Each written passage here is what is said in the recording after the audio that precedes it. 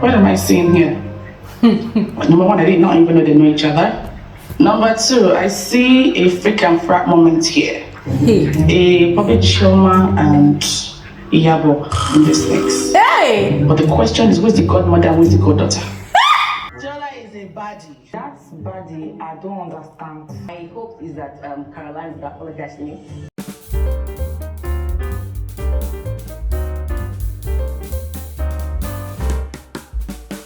I just finished watching the first episode of the Real Housewives of Lagos season 3. And ladies and gentlemen, this is my unfiltered reaction to it. Yes. And I am saying this because this video might not really go how you want, but listen, I'm just going to let it all out. Because I was feeling a lot of things as I was watching the show. I was feeling a lot of things, a lot of emotions were just going through my veins, and this is me letting it all out. So, first reaction is, oh my God. Oh my God, about Mariam. Ladies and gentlemen, I don't know if it's just me, but have you guys noticed anything different about Mariam this season? Now, different not in a negative light, but in a fantastic light. It seems like I am seeing a new Mariam. Now, Mariam is not different from the Mariam that we met in season 1 and season 2. Mariam is not different from the Mariam that, was looking to join a clique that is fighting for a friendship, that fell out with her best friend of many years. Mariam she's not different from the chatty Mariam. She's not different from the feisty Mariam. She's not different from the Mariam that we all know. Mariam is still the same Mariam, but I don't know if it's just me. It just feels like Mariam had been sort of shrinking herself, or probably been getting shrunk down on by, guys, I don't know if that English is right, but just pardon me, yeah? I don't know if she's just been getting shrunk down by Iyabo and her minions. Kind of they have been downplaying her importance on the show, or kind of like just be downgrading Mariam. Guys, I don't know if that is what I am seeing, but the Mariam that I watched on this first episode, ladies and gentlemen, she's grown on me. I've grown to really like her a lot. Not like I did not like her before, don't get me wrong. I've always enjoyed her, her presence on the show, especially her confessionals. But in this new season, episode 1, Mariam's confessionals were a breath of fresh air. They were giving me so much joy. I was watching her confessionals. I was super excited. She was making me laugh so hard. She was cracking me up. Everything Mariam was saying, it sounded funny. It sounded interesting. I wanted to hear more. I wanted to see more of her confessionals. At some point, it felt like they were giving us a lot more of Mariam's confessionals, but I did not mind. I just wanted to continue seeing Mariam on my screen. Yes. And so I came to the conclusion that maybe, just maybe, it was actually a great idea for Iyabo and her minions, to exit the show so that Mariam will shine. Now, once again, this is not to say that I'm happy that Toyin is not on the show. Don't get me wrong. I miss Toyin and I really wish that she came back. But guys, do you get what I mean? I don't know if you get what I mean, but I am absolutely loving this new Mariam. She's looking more beautiful. Her outfit is looking more refined. It's not like she's been looking ratchet all this while. Please do not misconstrue anything I am saying on this video, but there's just this sense of elevation that she has attained, and I like it. I like it a lot. It's exciting to see. It's exciting to see. Now, she is also giving me dramatic vibes in the sense that it's looking like she's going to amplify that instigator vibes that she has always carried from season 2, and I'm here for it. I'm here for it. I cannot wait to see to what extent she's going to take it this time around. Also, I cannot wait to see if she's going to join a clique or be a standalone person. Yeah, because already from this new episode, she's on good terms with Laura now. They squashed their differences. She is on good terms with Dabota. She's also chilled with Adeola, that is Diiadem. And Caroline had called her to settle their differences, and already she has gone to go and spread the news to the other ladies, with the exception of Sophia, of course.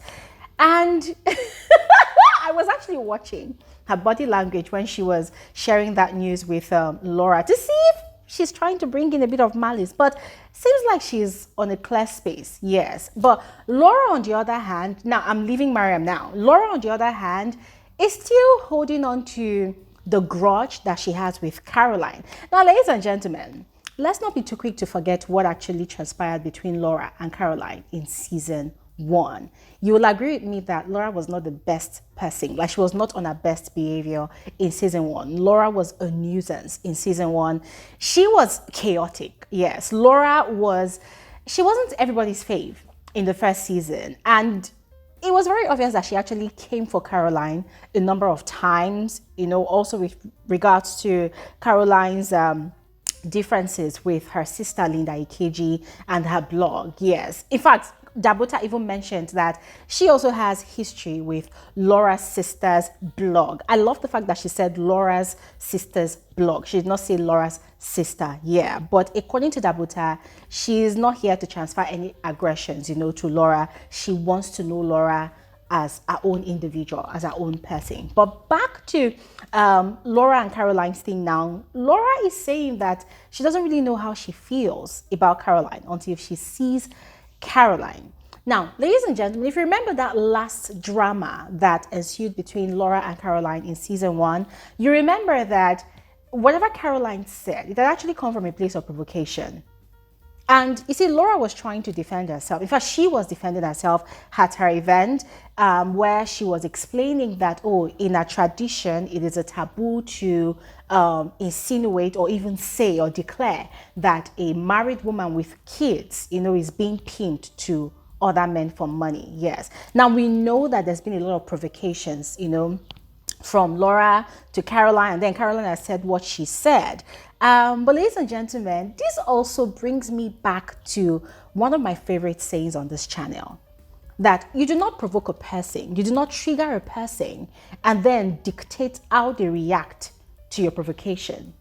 If Laura had done the things that she had done in season 1 to Caroline, if Laura's sister too had done the things that she had done to Caroline via her blog, then I do not think Laura has any right to try to dictate how or the best way that Caroline should have reacted. Yes, what Caroline said was a fast stretch. It was not good at all. It was not nice. She shouldn't have said it. But then once again, you do not trigger people, you do not provoke people and then try to dictate to them how to react. No, they will react how they feel at that point in time. The amount of hurt that you cause them will determine how much of a reaction you will get from them. I don't know what you all think about that, but let me know in the comment section below. Guys, I just realized that I have been talking for a while without introducing myself. So let me do that right now. Hi. You're especially welcome to my channel. My name is Gloria Elijah. This is Frankly Speaking with Gloria Elijah, and I am the girl with the tea. If this is your first time tuning in, you are especially welcome. But if you're yet to subscribe, please make sure you do just that. Subscribe and turn on your post notification bell to always receive alerts of my videos whenever I upload a new one. If you are a returning viewer or subscriber, you are the realest MVP. Thank you so much for tuning in again. Now, let's just continue with the rest of the video. Caroline. It's no news that Caroline is making a huge return, like a huge comeback this season. And ladies and gentlemen, we got to see her in this first episode, and I must admit, her intro was fire. I loved it.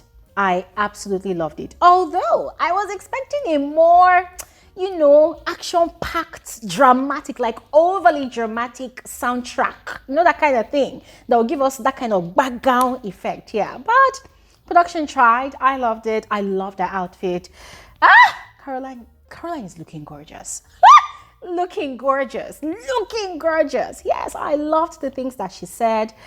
I just loved the intro. And then, just skipping the scenes now, she had put through a call to Mariam to settle our differences. But before I get to that call, ladies and gentlemen, I think reality TV shows need to do better with conversations that are engineered between their original cast members and friends of the cast members.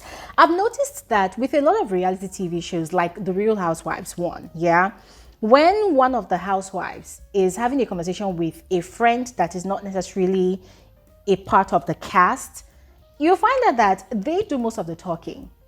And then sometimes when that friend wants to say something, it's like it's edited out, or it's like the housewife just continues talking. So it's like, why did you even invite the person in the first place to have a conversation with the person? So the person is just sitting down there and doing, yeah, or sometimes repeating the things that you're saying. And I'm sorry, but it doesn't make sense. It's not a conversation. It's like you went to see a shrink. Yes, you're just talking and talking, and the shrink is there listening to you. Like, what's the point? Please, they need to do better. I know that this season has probably been already edited, yes, but if they're going to bring in, a total stranger to any scene, at least let that person have a say, let that person talk. So it doesn't look like the person is a dullard and it's only the housewife that has sense and has a lot to say. Because I felt like it was quite awkward. That conversation that Caroline had with her friend Regina, I felt like it was really awkward, yes. And I felt like the friend said things, but it was probably edited, or I don't know, but they need to do better. Back to Caroline's call to Mariam, I think that was a bold move. Yes, that was a bold move. Also because let's not forget that Mariam sort of automatically inherited Tony's beef with Caroline without even getting to know Caroline for herself. Yes, but regardless of whatever happened, I think that was a very, very brave move. Yes, and I loved the fact that Mariam flowed with it. Although the fact that Mariam has told the other ladies that Caroline called her, I don't know what she aims to achieve with that, but whatever she aims to achieve, I am here for it because I want to see drama. I want to see drama. I like it. Now, quickly moving on to Dabota. Woo! Ladies and gentlemen, Dabota is fast growing on me. Now, during our live conversation on Saturday, I had given you guys a bit of the information that I have about Dabota, told you all about how much I kind of like her carriage, how she carries herself, her composure, her elegance. I told you all about that, yes. But I did not know that Dabota had this side to her. Guys, Dabota's beach resting face is iconic. She's got a beach resting face, and already she's been declaring herself in all of her confessionals as the queen. The queen, the queen. Every time, emphasis on the queen. Oh, I've got a high standard. Ladies and gentlemen, this one is major. This one is major. And the good thing is, she says she does not have any issues whatsoever with Caroline. However, we know that Caroline has, declared herself as queen already. She's got the crown. And we have also, crowned her because we have seen how she carried herself on the show. We've given her the crown, well deserved. But now, Dabota is here. And right from the get-go, I'm the queen. The queen. I am the queen. I am the space. I do not wait for anybody. I do not do this. I do not do that. I'm like, hey. Thank God, though, that Iyabo is not in this season. Because if Iyabo was in this season and Dabota was declaring herself as such, remember, that was the same aura, the same charisma that Faith Murray came with in season 2, and Iyabo almost died with envy. Yes, Chioma also almost fainted from envy. Yes, and then they decided to gang up on her. Ladies and gentlemen, imagine if Iyabo and her minions were in this season. We probably would need to have at least 30 episodes to complete season 3 of The Real Housewives of Lagos, and it will not be enough to show the beef that will be happening between these ladies, yeah. But I love it. I love her boldness. I love her confidence. I love the fact that sometimes you can't really tell what she's thinking or what she has in mind, hence the beach resting face. Now, for real, I am loving Dabota already. And then there is also this chummy friendship, relationship, whatever, that she's got going on with Deola or Adeola, that's Diadem. They seem to have this this bond, right? This bond. And then she, like, reiterating over and over again during her confessionals that Deola is a baddie. And I'm like, hey, what does this baddie thing mean?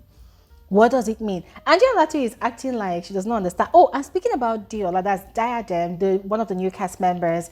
Ladies and gentlemen, there's something about that Diadem's face, yeah? She's got this full face that, because she squints a lot when talking, you might not easily know what's on her mind. You might not really know, where she stands in certain conversations, because I kept on watching this girl's face and oh my goodness. Guys, it's giving, I am very, very spicy, but my spice is going to come in little doses. And guys, I cannot wait to see. I cannot wait to see. But yes, she and Dabota, they are friends already, apparently very good friends. And it's quite interesting because they both, thrive in the beauty industry in Nigeria. They've got big brands. Deola has got her Beauty by AD. Dabota has got her Dabota Cosmetics. And then there was also Laura. And oh my God, by the way, speaking about Laura's own beauty brand, did you see the little tension that happened between Laura and Dabota at Laura's beauty event? Guys, it